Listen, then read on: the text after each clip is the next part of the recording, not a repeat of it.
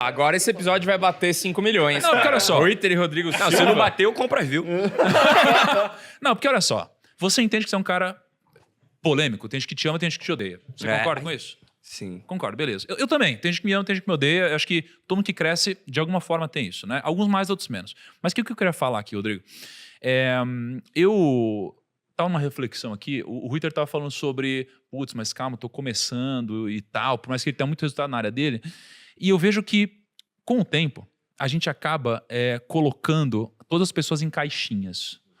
E aí, um amigo meu perguntou o seguinte, cara, por que fica ouvindo música assim na igreja?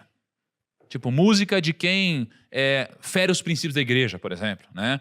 Quem tem, sei lá, quem é um pecador, por exemplo. Por que você ouve música de quem é um pecador na igreja?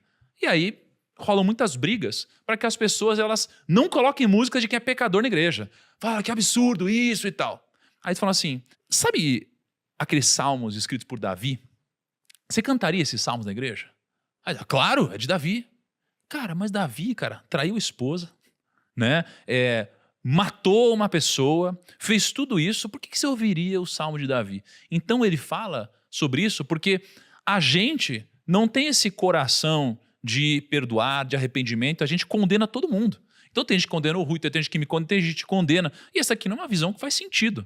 Você concorda com isso? Concordo. Aliás, a Bíblia, Ruiter, como a própria teologia, tem muitos paradoxos. Eu estava agora batendo um papo sobre isso lá com o Bruno e a Malu, e a gente estava falando sobre isso. Um paradoxo não é uma contradição idiota. O paradoxo são duas coisas completamente opostas que convivem bem. Exemplo, estou farto de não ter nada. Isso é um paradoxo. Se você não tem nada, como é que você está farto? É um paradoxo. E na Bíblia tem os paradoxos de Deus. E um dos paradoxos de Deus é, Jesus nunca negociou a doutrina. Ele não falou, sou um dos caminhos, uma das verdades. Ele falou, eu sou o caminho, a verdade e a vida. Ninguém vem ao Pai senão por mim. Então Jesus foi taxativo. Conversando com a mulher samaritana, ele falou assim, olha, a salvação vem dos judeus, ponto. Não é dos muçulmanos, dos budistas no dia muçulmano na época. Mas ao mesmo tempo que Jesus era tão rigoroso assim com a doutrina, ele mostrava que Deus tem filhos e filhas em todos os lugares, mesmo fora daquilo que alguns consideram ortodoxia. Por exemplo, havia uma mulher cananeia que tinha um fluxo de sangue e ela era pagã. E Jesus curou a filha dela e depois veio um centurião romano que era representante do exército de Roma que oprimia os judeus. Ele era ele estava na ativa. E em ambos os casos, Jesus olhou, curou o servo do centurião, a filha da mulher, e falou o seguinte, olha, nem em Israel eu vi uma fé como essa.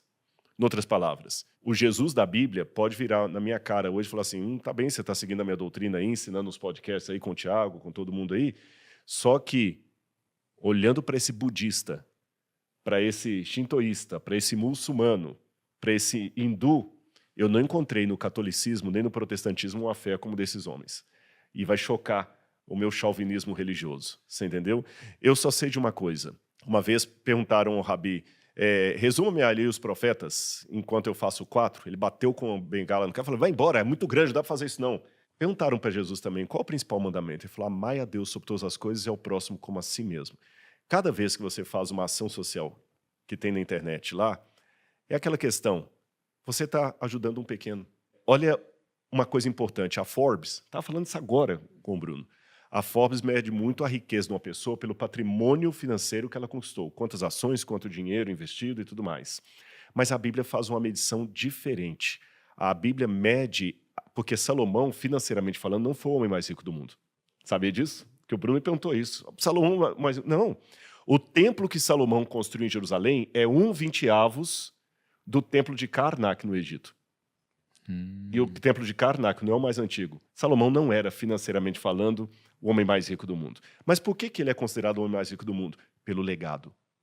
Pelo legado. E o que é o legado? É aquilo que você olha para trás na sua vida e ao redor de onde você está e fala assim, o que eu estou deixando de bom?